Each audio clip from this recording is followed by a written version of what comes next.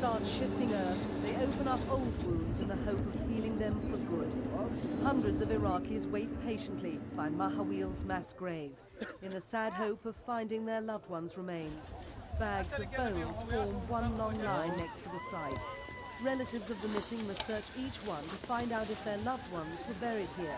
They pick through the bones for a thread of familiar clothing, an ID card, or any clue as to the identity of the remains.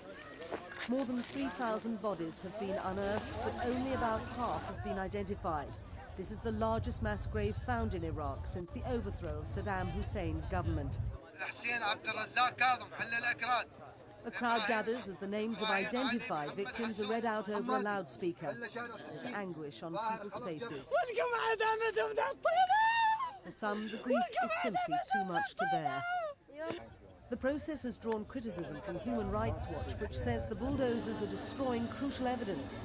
The US Army says identifying the victims was never going to be easy. You have to remember there's not a DNA data bank on these folks. There's not dental records that we can go into. You would have to take DNA testings of every sets of remains, and then you would have to try to find the family members and match up those DNA testings. That would take years. Human rights groups expect more graves to be found in the coming months. They're calling for international teams to be allowed access to the sites. But for those at Mahawil, the search goes on. And with it, the hope of finally laying their missing loved ones to rest.